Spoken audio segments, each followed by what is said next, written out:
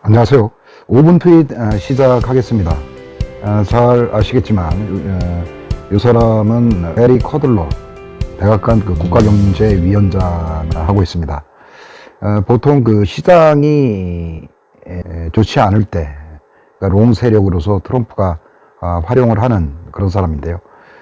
최근에 어떤 그 이런저런 이슈가 많았는데 커들러가 이 대목에서 미국의 그 성장률이 올해 3%를 넘을 것이다. 뭐 이렇게 이야기를 하고 있습니다. 어떤 거품 논쟁에 따라서 올해는 미국의 어떤 그 자산 버블이 어떤 그 리세션으로 연결될 수가 있다. 뭐 이런 이슈 때문에 작년에 많이 그 주가가 하락을 했는데 그때 때 맞춰서 커들로가 중국의 어떤 그 관세 문제를 재조정하고 1단계 무역 협상에 대한 가능성을 최초로 언급을 하면서 증시가 뭐 급등을 하는 그런 역할을 했었습니다. 현재 그 코로나 바이러스라든가 뭐 기타 이런 문제가 있어서 지금 뭐 분기당 GDP가 하향 조정될 수도 있다. 뭐 이렇게 이야기들을 하고 있습니다. 그래서 한국도 어떤 그 차량 간의 이동이라든가 우한 지역의 주민들이 다른 쪽으로 나가지 못하도록 어떤 폐쇄 명령을 내리고 인근 도시에게도 이런 폐쇄 명령이 지속적으로 나타나고 어떤 코로나 바이러스 확진자가 뭐 2,000명고 그 다음에 사망자도 현재 명이 넘어가는 뭐 그런 상황이 발생을 하고 있습니다. 이러한 그 어떤 그 코로나 바이러스 영향이 과연 뭐 지나 어떤 영향을 줄 것인지에 대해서도 한번 알아보고요. 이 시간은 트럼프 대통령의 트윗을 통해서 향후에 전 세계 자본들의 어떤 흐름을 미리 이야기도 하고 어떤 예측할 수 있는 그런 기회로 삼고자 합니다. 지금 최근에 이제 이슈가 QE 프로그램이거든요. 이게 포 시장에서 금리가 급등하는 등 어떤 현상으로 뭐 시장에 뭐 500억 달러 이상 연준에서 돈을 유동성을 쏟아붓고 있습니다. 근데 만약에 이러한 그 레포 시장에 대한 연준의 대차 대조표 증가가 만약에 중단이 된다고 하면 어떤 일이 일어날까? 이 그 마켓워치에서는 will be loser. 근데 유동성 공급으로 상승에 베팅했던 세력들은 루저가 될 수도 있다라고 뭐 분석가가 이야기를 했습니다. 지금 뭐 사람이 이 사람은 이제 피터 나버로 미국 백악관 무역제조업 정책국장이거든요. 이 사람이 이제 쇼 세력으로 뭐 역할을 많이 하고 있습니다. 그래서 어떤 그 커들로 뭐 대립각을 세우는 뭐 그런 관계고요. 최근에 이제 그 미중 간의 무역 1단계 합의 후에 발언의 기회라든가 발언 거의 안 하고 있는 뭐 그런 상황이고요. 가령 이 친구가 이제 어떤 정책이나 중국에 대해서 어떤 이의를 제기하던가 아니면 중국의 관세 부과에 대해서 강경 입장을 이야기를 하면 시장은 어떤 하락의 가능성이 많다고 생각을 합니다. 아직까지는 경기 자체만 가지고는 큰 문제는 없어 보이는데 지금 코로나 바이러스 어떤 때문에 시장에 뭐 영향을 받고 있는 듯 합니다. 뭐 트럼프 탄핵건들이 지금 이슈화돼서 지금 언론이나 이야기들을 하고 있습니다. 그래서 그러니까 대부분 yes, I'm running for him again 표를 하겠다라는 그의 그 콘크리트 지지층이 이번 탄핵 이슈로 인해서 좀 결집될 수 있다 뭐 이런 생각을 좀 일부 하고요. 뭐 트위터를 통해서 트럼프에 반하는 쪽과 그 다음에 트럼프에 찬성하는 쪽의 어떤 논쟁들이 점차 가열되고 있는 뭐 그런 상황이 벌어지고 있습니다. 이게 이제 의미가 있어서 제가 트위터에서 빼왔는데 트럼프가 길티, 죄가 있다고 생각하는 모든 사람들은 상원에 청문회에 나와서 이야기를 테스트파이를 했다. 그런데 트럼프가 무죄라고 이야기한 모든 사람들은 의회에서 증언하기를 거부를 했다.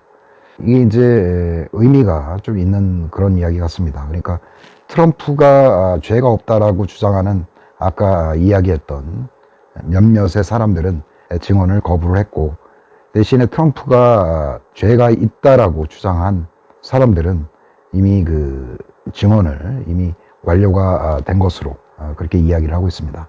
그러니까 인생의 진리 중에 거짓말을 공개적으로 하는 데는 다소 그 거부감이 있고 뭐 또 헌법에 그다음에 성경에 선서하는 그런 단계가 있기 때문에 뭐 제 생각이지만 일단 그 무죄라고 주장하는 뭐 그쪽에는 말을 만들어야 되고 그래서 청문회 참석을 좀 일부 꺼려하는 뭐 그런 경향을 반영한다고 생각을 합니다. 이게 이제 뭐 또 다른 이슈인데 abuse of power, the political gain. 그러니까 정치적 목적으로 권력을 남용을 했다. 이거는 정치적 목적의 진정한 권력 남용이다. 낸시 펠로시를 이야기를 하고 있는 거거든요.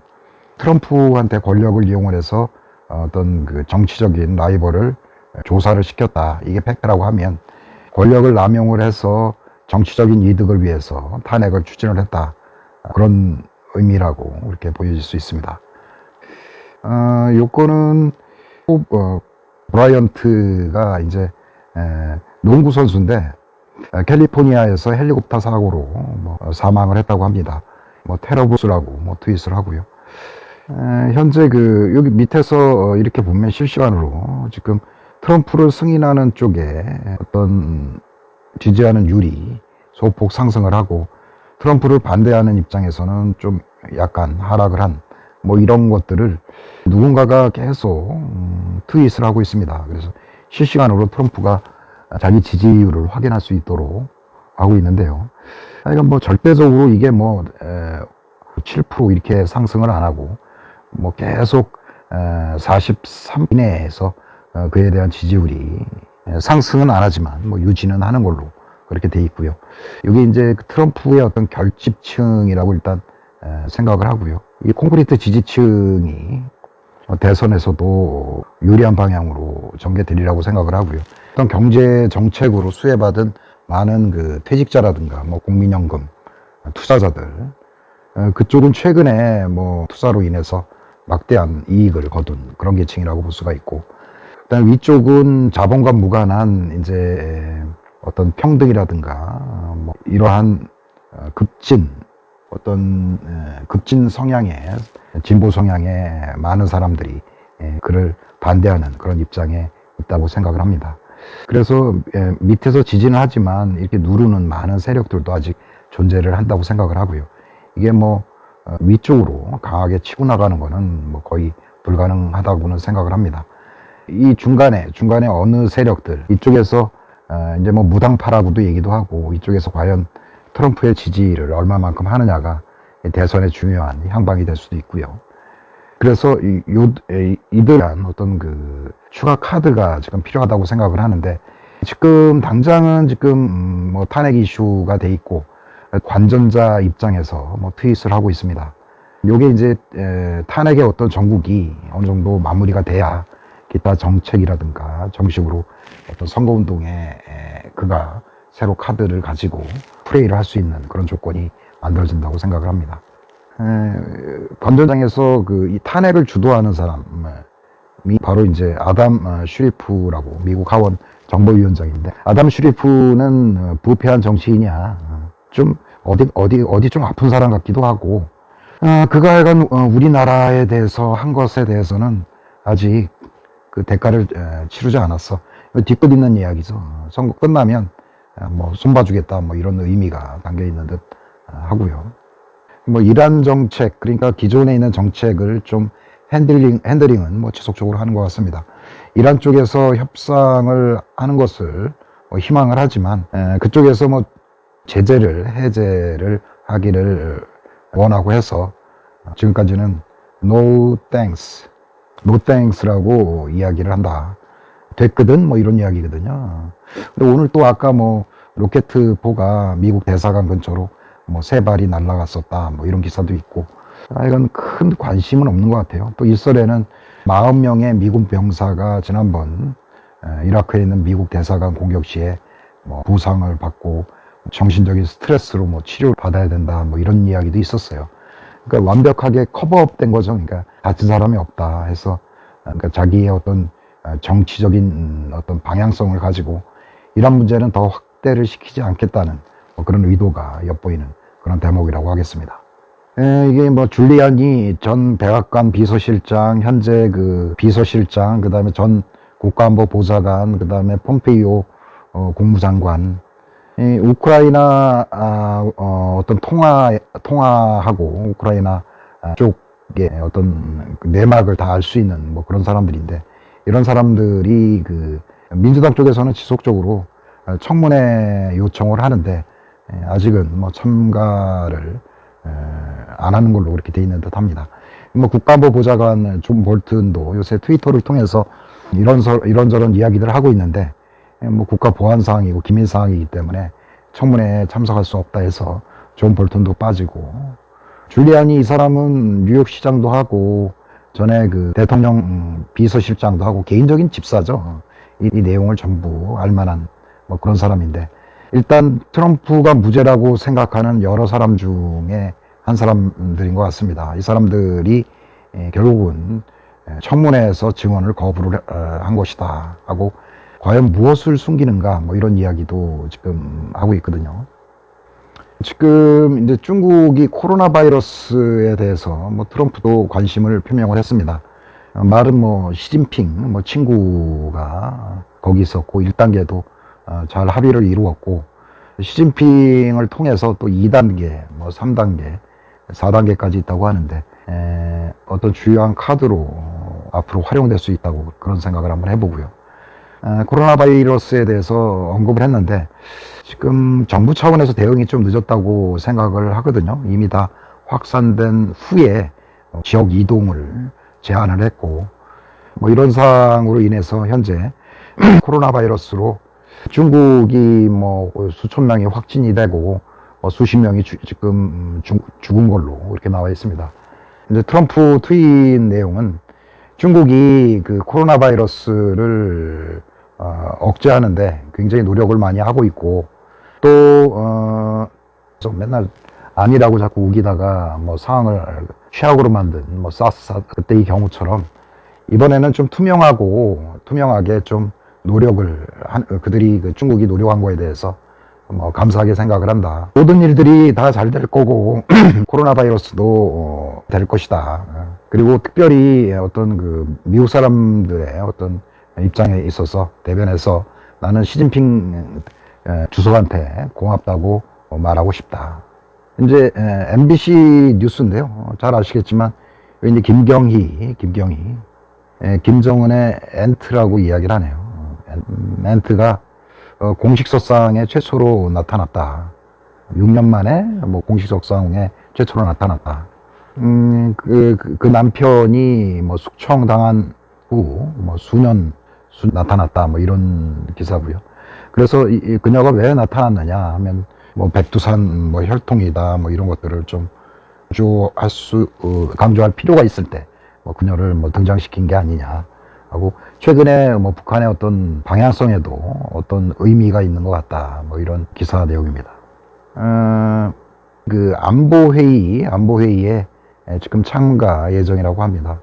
뮤니치 시큐리티 컨퍼런스에 참가 예정이고, 이게 어떤 그 평양이 외교적인 어떤 해법을 구하는 게 아니냐, 아니면 지금 뭐 어떤 스탠스를 설명하기 위해서 참석할 것이냐, 뭐 이런저런 이야기들이 많은데, 푸틴이 2007년도 뮤니치 연설을 한번 생각해 보자 뭐 이런 의미고요.